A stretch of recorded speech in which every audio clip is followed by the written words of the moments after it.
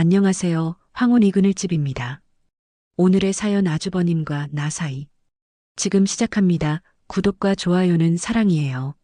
나는 윤서진, 46. 조용하고 평범하게 살아왔다고 생각했다. 하지만 그 평범함을 지켜주기 위해 누군가는 많은 걸 희생하고 있었다. 그 사람은 아주버님이었다. 남편이 작은 사업에 실패했을 때 우린 하루아침에 길바닥에 앉을 뻔했다. 전세 보증금은커녕 카드값도 막막하던 시절.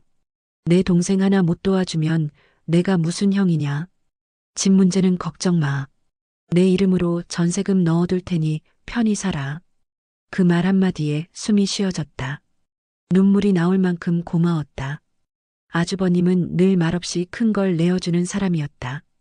동생의 실패도 우리의 부족함도 한마디 원망 없이 품어줬다. 그 후로 몇 년 우린 정말 편안한 삶을 살 수 있었다. 남편은 다시 직장을 잡았고 아이도 무탈이 자랐다. 그런데 어느 순간부터 그분의 눈빛이 조금씩 달라졌다. 서늘한 시선, 혼자 남았을 때 다가오는 말 없는 침묵, 그리고 아주 가끔 너무 오래 머무는 손끝. 기분 탓이겠지 설마 아주버님이. 나는 그렇게 스스로를 다독였다. 하지만 그날 저녁 아주버님의 눈빛은 명백히 선을 넘고 있었다. 언제부터였을까? 그 눈빛이 낯설게 느껴지기 시작한 게 가족 모임이 있던 날이었다. 남편은 사촌들과 잔을 주고받느라 바빴고 나는 주방에서 아주버님과 마주 앉아 과일을 썰고 있었다. 서진 씨 손은 여전히 곱네요. 나이 들어도 변하지가 않아. 조금은 어색한 말. 하지만 그냥 웃어 넘겼다. 예전에도 자주 하던 말투였으니까. 그런데 이번엔 달랐다. 내가 껍질을 벗기던 귤을 손에 쥔 채 잠시 멍하니 바라본 아주버님의 눈동자. 그 안엔 분명히 감사가 아닌 욕망이 있었다. 눈이 마주쳤고 심장이 철렁 내려앉았다. 아, 죄송해요, 아주버님. 다른 생각을 잠깐. 손이 떨리는 걸 들키지 않으려 애썼다. 하지만 아주버님은 멈추지 않았다. 내가 그동안 서진 씨 참 예쁘다 생각 많이 했어요. 정말 어쩜 그렇게 단정하면서도 매력적인지. 순간 숨이 막혔다. 농담처럼 들을 수도 있었지만 그건 분명한 고백이었다. 아주버님, 너무 과한 칭찬이세요. 억지 웃음으로 돌려보려 했지만 그의 손은 이미 내 손등 위에 살며시 놓여 있었다. 순간 남편의 목소리가 들려왔다. 형, 여기 앉으세요. 우리 술 한 잔 더 해야죠. 아주버님은 천천히 몸을 일으키며 말했다. 이따 마저 이야기해요, 서진 씨. 그 말에 등줄기가 서늘해졌다. 밤이 되자 나는 내 방에 혼자 앉아 귤 껍질을 손에 꼭 쥔 채 멍하니 앉아 있었다. 손등에 닿았던 아주버님의 손길이 마치 낙인처럼 지워지지 않았다. 고마웠던 마음이 불편함으로 바뀌기 시작했다. 그리고 다음 날 아주버님은 집 앞으로 찾아왔다. 이거 우리 조카들 간식 사주라고. 예전에 재수 씨가 말했던 마트 상품권. 손에는 봉투가 들려 있었다. 한 손엔 상품권, 한 손엔 지난밤의 말과 시선이 겹쳐졌다. 무심코 봉투를 받아들며 고개를 숙였지만 나는 알았다. 이제 그는 나에게 가족이 아니었다. 남편은 목요일 오전 비행기로 제주 출장을 떠났다. 토요일 저녁까지 돌아오지 못할 예정. 서진아, 뭐 필요한 거 없지? 이따 공항 가기 전에 카드 하나 주고 갈까? 아니야, 괜찮아. 카드도 있고 냉장고도 꽉 찼어. 나는 평소처럼 웃었지만 마음 한켠이 이상하게 허전했다. 남편이 떠난 날 오후 아이도 마침 수학여행을 떠나 조용해진 집. 간만에 혼자만의 시간이 생긴다는 안도감과 동시에 어딘가 모르게 불안한 기운이 맴돌았다. 그리고 예상대로였다. 오후 6시 인터폰이 울렸다. 화면 속에는 정장 차림의 아주버님이 서 있었다. 설마.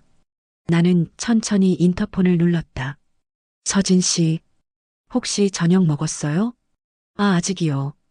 무슨 일로? 일 끝나고 근처 들렀어요. 재수 씨 얼굴이나 볼 겸. 혹시 불편하면 안 들어가도 되고요. 나는 망설였다. 하지만 은혜를 입은 사람은 거절도 조심스러워진다. 결국 문을 열고 말았다. 그는 식탁 앞에 앉자마자 고개를 갸웃했다. 왜 이렇게 조용해요? 태진이는? 출장 갔어요. 제주로. 그 순간 아주버님의 눈빛이 달라졌다. 분명히 무언가 풀어진 듯한 자유로워진 기색. 아, 그럼 둘이네요, 오늘. 나는 아무 말도 하지 못했다. 그는 냉장고에서 와인을 꺼냈다. 지난번 가족 모임 때 가져다 준 비싼 프랑스 와인이었다. 그날 마시고 싶었는데 못 열었죠? 오늘 같이 한잔 할래요? 아니요, 저는 괜찮아요. 딱 한 잔만. 결국 와인 잔이 내 손에도 쥐어졌다. 처음엔 짧은 안부와 일상 얘기. 하지만 잔이 두 번째, 세 번째 비워질수록 그의 말은 조금씩 뉘앙스를 바꾸기 시작했다. 서진 씨, 예전보다 더 예뻐졌어요. 나만 그렇게 느끼는 걸까요? 아주버님, 그건 좀. 재수 씨가 너무 아까워요. 태진이에게는 과분하죠. 이렇게 예쁜 아내 두고 일만 하고 서진 씨 혼자 외롭게 만드는 거. 나는 자리를 뜨려 했다. 하지만 그 순간 그의 손이 내 손목을 붙잡았다. 한 번만요. 그냥 오늘 하루만 같이 있어주면 안 돼요? 그 말에 숨이 멎는 것 같았다. 토요일 저녁 시내에 있는 한 한식 레스토랑. 아이의 생일을 맞아 양가 가족들이 모여 식사를 하기로 했다. 남편은 출장에서 막 도착했고 서진은 미리 도착해 자리를 잡고 있었다.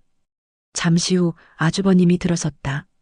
말끔한 정장 차림, 선물 포장된 봉투 하나를 아이에게 건네며 환하게 웃었다. 우리 지우 생일 축하해. 큰아버지가 특별히 준비했어. 분위기는 화기애애했다.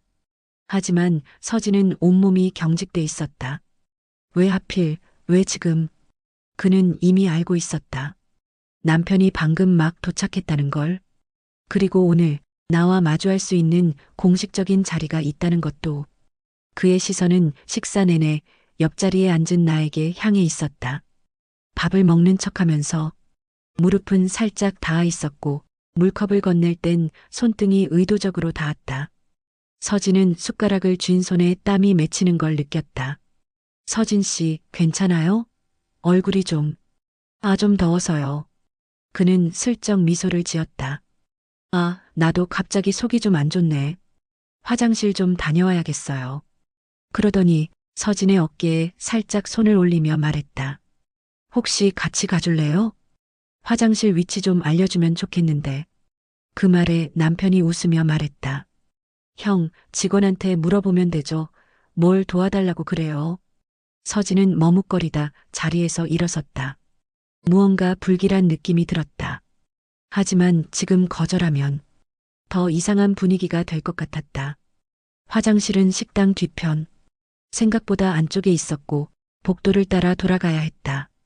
문이 닫히는 순간 그의 손이 서진의 허리를 감싸 안았다. 서진 씨, 하지 마세요, 아주버님. 지금 가족들 다 계시고, 그러니까 지금이 기회예요. 누구도 우리를 의심하지 않아. 그는 말하자마자 세면대 옆 벽으로 서진을 밀어붙였다. 그날 저녁도 오늘도 나는 미칠 것 같았어요.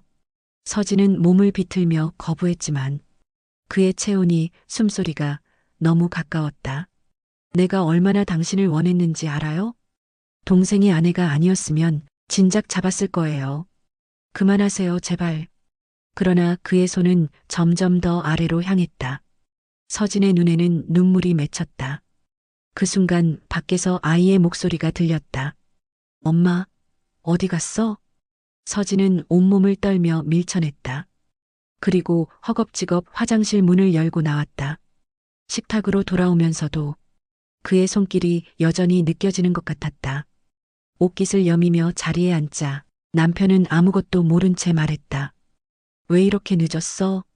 형은 그냥 나갔대? 서진은 말없이 고개만 끄덕였다. 그리고 눈을 내리깔았다.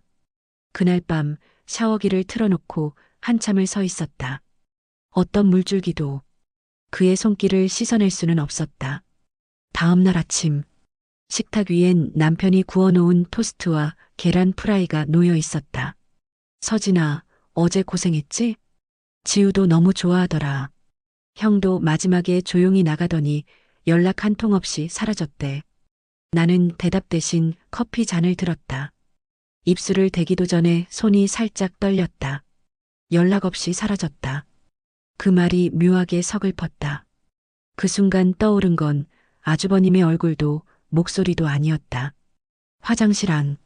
조용한 정적 속에서 들려오던 숨소리, 스스로 내뱉은 거절의 목소리, 그리고 그것을 무시한 채 다가오던 손길. 왜 그래? 속 안 좋아? 남편이 나를 바라보며 물었다. 나는 억지로 웃었다. 아니야, 그냥 좀 피곤해서. 그래. 아무 일도 없던 거야. 그냥 어제는 나쁜 꿈이었을 뿐. 그렇게 나는 평범한 하루를 시작하려 애썼다. 아이를 등교시키고 장을 보고 집을 청소하고. 하지만 모든 순간마다 그의 손길이 느껴지는 듯했다.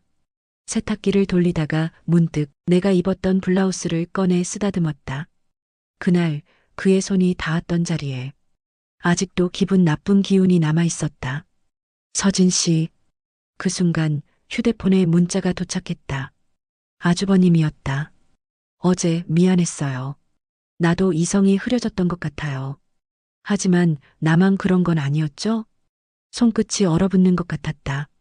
무엇보다 무서운 건 그 문장이 사과로 시작되었다는 것이다. 그는 자신이 잘못했다는 걸 안다. 그럼에도 마지막엔 나를 끌어들이려 한다. 나만 그런 건 아니었죠? 나는 숨을 삼켰다. 답장하지 않았다. 하지만 읽지 않고 넘어갈 수 없었다. 오후가 되자 그는 또 찾아왔다. 초인종 소리에 놀란 나는 커튼 너머로 창밖을 살폈다. 차 안에 앉아 기다리고 있는 아주버님. 잠깐이겠지. 잠깐만 있다가 가겠지. 하지만 한참을 그 자리에 머무르다 결국 차문을 열고 내렸다. 제발 그냥 가요. 제발. 나는 조용히 방문을 걸어 잠그고 불도 끈 채 소파에 몸을 웅크렸다. 마치 숨어야만 지킬 수 있는 나가 있는 것처럼. 그날 밤 남편은 아무것도 모르고 내 옆에 누웠다. 서진아, 왜 이렇게 말이 없어? 무슨 일 있어? 나는 고개를 저으며 남편 품에 안겼다. 하지만 눈을 감고도 머릿속은 온통 잠긴 화장실 안 그 순간으로 가 있었다. 나는 정말 아무 일도 없던 걸까? 아니면 그날 이후 나는 전혀 다른 사람이 되어버린 걸까? 밤이 깊었다. 거실은 불을 끈 채 어둠 속에 잠겨 있었고 서진은 그 소리 없는 정적 속에 앉아 있었다. TV도 휴대폰도 켜지 않았다.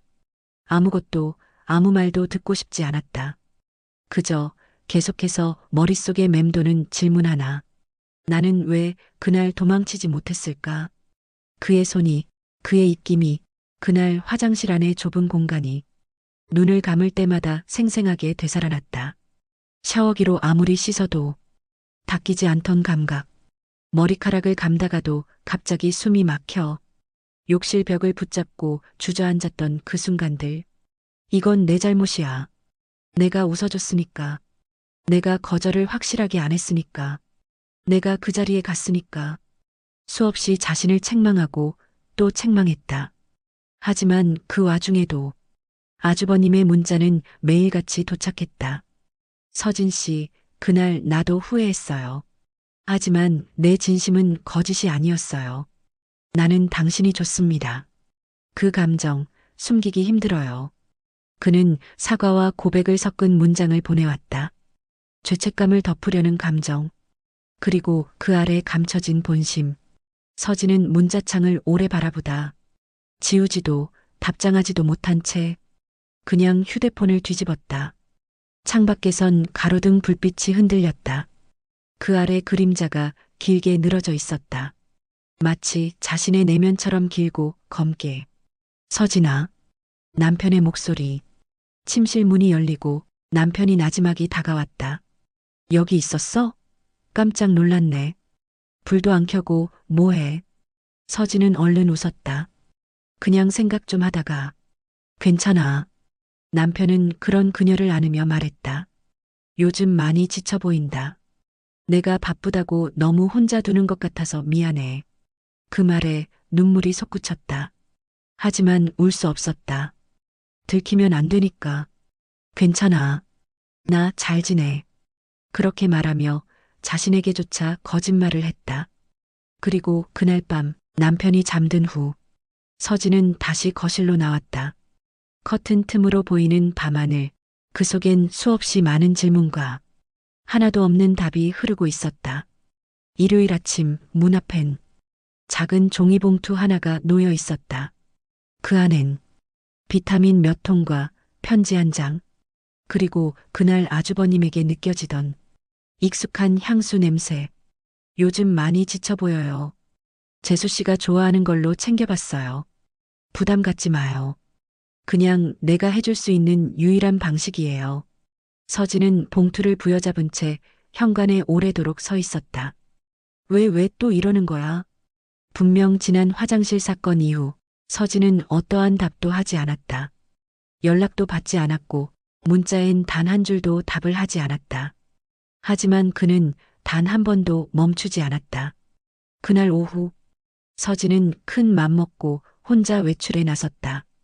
도서관에 들러 책도 대여하고 카페에서 커피 한 잔도 마셨다. 바깥 공기가 필요했다. 그런데 카페 창가에 앉아 커피를 마시던 순간 누군가의 시선이 느껴졌다. 고개를 돌리자 유리창 너머 아주버님이 서 있었다. 손에는 작은 종이백, 입가엔 아주 미세한 웃음. 서진은 얼어붙었다.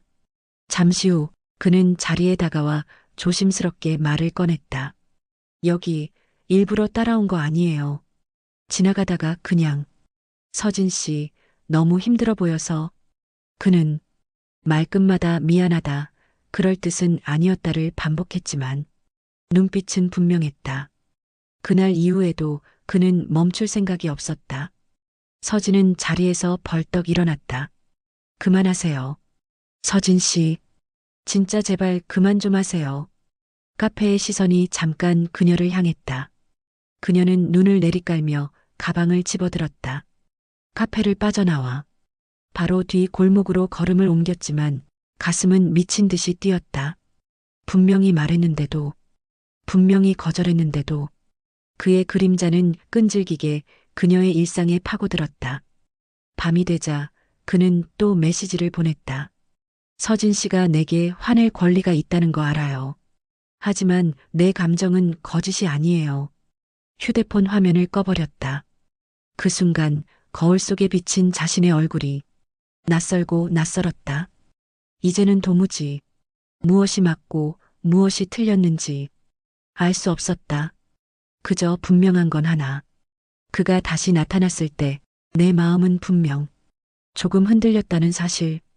그 사실이 세상 무엇보다 서진을 괴롭혔다. 일요일 밤 늦게 남편이 제주 출장을 마치고 돌아왔다. 들어오자마자 아이를 안아 올리고 서진에게는 작은 선물 하나를 내밀었다. 이거 거기 특산물인데 당신이 좋아할 것 같아서. 종이 포장 안에는 예쁜 꽃이 수놓아진 린넨 손수건이 있었다. 그는 여전히 세상 누구보다 따뜻한 남편이었다. 그 다정함이 서진을 더 아프게 했다. 고마워, 잘 쓸게. 억지 웃음을 지으며 린넨을 가슴에 꼭 쥐었지만 속은 울렁거렸다. 그날 이후 집 안 곳곳이 불편하게 느껴졌다. 거실도 식탁도 욕실도 아무 일 없던 것처럼 보이지만 서진에게는 모든 공간이 낯설었다. 이번 주는 좀 덜 바쁠 것 같아. 오랜만에 우리 셋이 외식이라도 할까? 그래, 그러자. 남편은 서진의 손을 잡았다. 무심결에 움찔했지만 눈을 마주치자 그녀는 또 고개를 숙였다. 밤이 되어 세 식구는 함께 식탁에 둘러앉았다. 남편은 출장 이야기를 쉴 새 없이 쏟아냈고 아이도 들뜬 표정으로 아빠의 말을 받아줬다. 서진은 숟가락을 든 채 웃는 척, 끄덕이는 척 연기를 했다. 그러다 남편이 불쑥 물었다. 근데 형이 지우 생일 파티 끝나고 바로 갔다며? 응. 그냥 급한 일 있다고 하면서. 희한하네. 요즘 형 좀 이상해. 당신한테도 뭐 연락 안 왔지? 응, 하나도. 거짓말이었다. 문자는 지금 이 순간에도 오고 있었다. 서진 씨, 지금도 당신 생각뿐이에요. 오늘 밤 창밖 한 번만 봐줘요. 그 메시지를 확인하자마자 손에서 휴대폰이 떨어질 뻔했다. 그리고 순간 서진은 스스로에게 물었다. 나는 지금 무엇을 숨기고 있는 거지? 남편의 사랑? 아주버님의 감정? 아니면 그날 그 순간에 느꼈던 내 안에 또 다른 감정? 무너지지 않으려 애써 표정을 감췄지만 입술 안쪽은 이미 피가 날 만큼 깨물려 있었다. 잠든 남편 옆에 누워서도 서진은 좀처럼 잠들 수 없었다. 창밖을 바라봤다. 혹시 진짜 그가 서 있진 않을까? 커튼을 아주 살짝 젖혀봤다. 어둠뿐이었다. 하지만 그 어둠 속에 서진은 뚜렷하게 느낄 수 있었다. 반복되는 그림자. 그리고 그 그림자를 자신이 완전히 밀어내지 못했다는 사실. 그날 밤 서진은 악몽을 꿨다. 닫히지 않는 화장실 문, 울리는 초인종, 그리고 누군가의 손이 거칠게 자신을 끌어안는 꿈. 비명을 지르며 깨어난 서진은 젖은 이마를 닦으며 혼잣말을 내뱉었다. 왜 아직도 자신의 몸이 기억하고 있다는 사실이 무서웠다. 그날의 촉감, 숨소리, 눌러오는 체온까지. 샤워를 하고 손을 닦고 침대에 들어가도 그는 떠나지 않았다. 그리고 그날 저녁 남편은 외근 미팅이 있어 늦는다고 했고 아이도 친구 집에 놀러 갔다며 문자를 보냈다. 집엔 서진 혼자였다. 이 시간, 이 정적 또다시 이 상황이 반복되면 그렇게 생각한 순간 초인종이 울렸다. 서진은 숨을 멈췄다. 초인종은 다시 한번 느리지만 명확한 울림으로 퍼졌다. 문 앞엔 아주버님이 서 있었다. 무표정한 얼굴, 하지만 눈빛은 뜨거웠다. 서진 씨, 잠깐만요. 딱 5분이면 돼요. 돌아가세요. 그날 이후, 나 진짜 많이 생각했어요. 내가 왜 그랬는지, 왜 지금도 멈추지 못하는지. 서진은 문을 꼭 잡고 고개를 저었다. 우린 가족이에요. 남편 형이에요. 그 이상도 이하도 아니에요. 서진 씨, 나한텐 가족이 아니라 그냥 당신이에요. 문틈으로 그의 목소리가 스며들어왔다. 그리고 한참 후 그는 조용히 돌아섰다. 그러나 몇 시간 뒤 서진이 쓰레기를 버리러 내려가던 순간 아파트 지하 주차장에 주차된 그의 차를 보게 되었다. 조수석 창문 틈엔 작은 메모지 하나가 끼워져 있었다. 난 기다릴 수 있어요. 당신이 나를 완전히 밀어낼 때까지. 아니, 그 전에 당신도 날 원하고 있다는 걸 인정하게 될 거예요. 서진은 숨이 멎을 것 같았다. 아니야, 그럴 리 없어. 나는 원한 적 없어. 하지만 그날 이후 혼자 샤워를 할 때면 그의 손길이 떠올랐다. 커피잔을 들고 창밖을 바라보면 그의 눈빛이 말없이 따라왔다. 그리고 무엇보다 그의 문자 하나에 자신의 심장이 조금씩 뛰는 걸 서진은 부정할 수 없었다. 이제는 정말 어디까지가 잘못이고 어디까지가 진심인지 그 선이 흐려지기 시작했다. 비가 내렸다. 창밖을 두드리는 소리는 서진의 머릿속을 어지럽게 만들었다. 하루 종일 이어지는 초조함. 남편은 출장으로 이틀 집을 비웠고 아이도 학교 수련회에 가 있었다. 그리고 또다시 그는 찾아왔다. 이번엔 초인종도 누르지 않았다. 현관 앞에 조용히 서서 문자를 보냈다. 서진 씨, 나 당신 얼굴 한 번만 보면 돌아갈게요. 서진은 손에 쥔 핸드폰을 내려다보다 그 자리에 털썩 주저앉았다. 안 돼. 열어주면 안 돼. 하지만 이미 그의 그림자는 문 아래 틈을 비집고 들어와 있었다. 서진은 문을 열었다. 아무 말 없이 마주한 두 사람. 서진은 말없이 돌아서며 말했다. 딱 5분만 있어요. 그는 신발도 제대로 벗지 않은 채 거실 안으로 들어섰다. 짧은 침묵. 그러다 그가 먼저 다가왔다. 서진 씨, 왜 날 피하는 거예요? 그날 이후 내가 어떻게 당신을 아무렇지 않게 봐요? 그날 나도 당신만큼 혼란스러웠어요. 하지만 후회는 안 해요. 그의 손이 천천히 서진의 뺨을 감쌌다. 서진은 고개를 돌리며 밀어냈다. 그만하세요. 지금 이 순간도 잘못이에요. 그런데 왜? 지금 나를 거부하지 않아요? 서진은 말을 잇지 못했다. 숨결이 가까워졌고 손끝이 떨렸다. 그의 얼굴이 가까워지며 입술이 포개졌다. 처음엔 밀치려 했지만 점점 힘이 빠졌다. 어쩌면 이미 무너져 있었던 건 마음일지도 몰랐다. 서진 씨, 난 지금 당신 없으면 숨이 막혀요. 제발 말하지 마요. 서진은 떨리는 손으로 그의 셔츠 단추를 쥐고 있었다. 둘은 그대로 소파 위로 밀려 들어갔다. 촉촉한 입맞춤, 숨소리가 섞이는 순간 서진의 눈엔 눈물이 고였다. 이건 사랑이 아니라는 걸 안다. 하지만 미친 듯이 따뜻했다. 욕망인지 위로인지 모를 감정 속에서 서진은 그와 다시 하나가 되었다. 밖에는 빗소리가 점점 더 굵어졌고 방 안은 조용히 타오르고 있었다. 밤새 비가 내렸다. 서진은 소파 위 무너진 채 앉아 있었다. 그의 체온은 이미 사라졌지만 몸은 아직도 뜨거웠다. 눈을 감으면 그의 손, 숨소리, 속삭임이 되살아났고 눈을 뜨면 가족의 얼굴이 떠올랐다. 이건 더 이상 지킬 수 있는 비밀이 아니었다.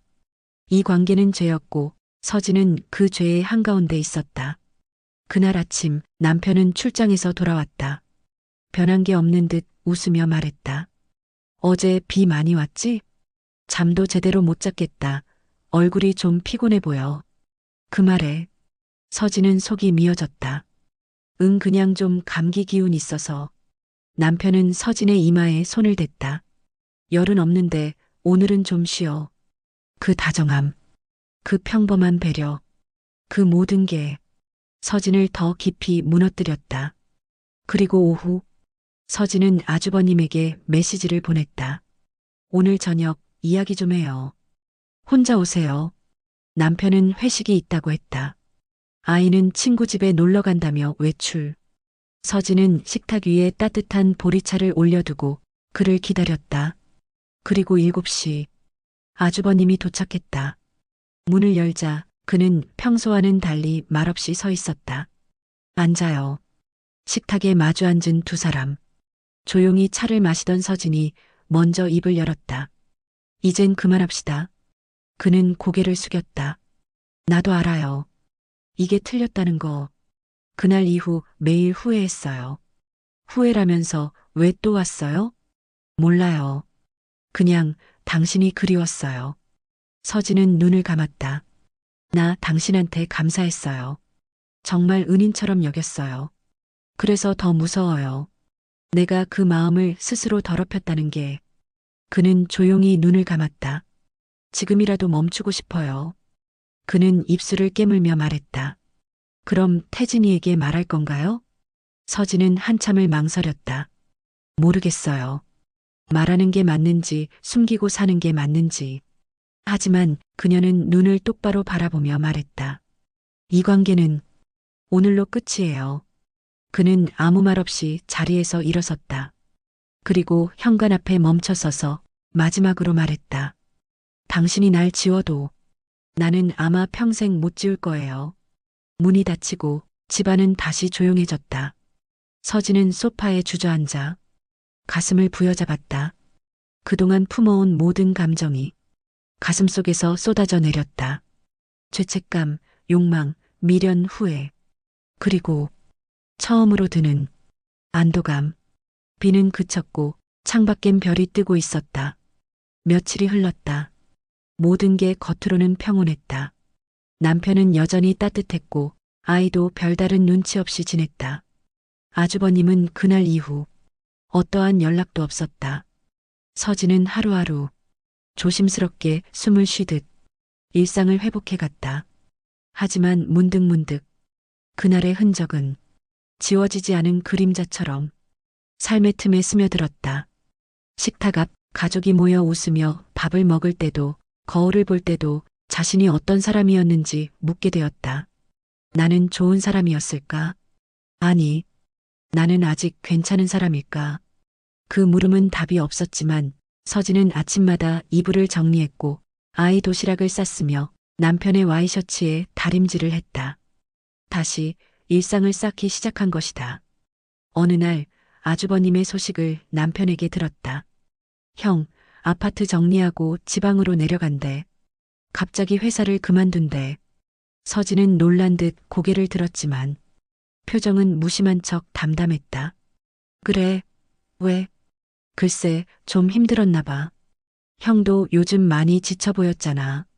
서진은 아무 말도 하지 않았다.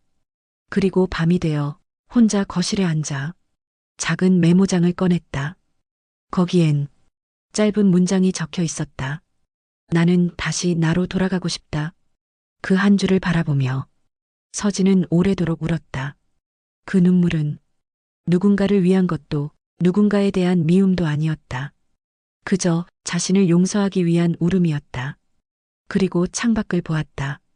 밤하늘엔 별이 가득했고 어디선가 들려오는 라디오 속 멘트가 서진의 귀에 들어왔다. 삶은 실수와 회복의 반복입니다. 가끔은 실수했다는 걸 인정하는 것만으로도 회복은 시작됩니다. 서진은 조용히 고개를 끄덕였다.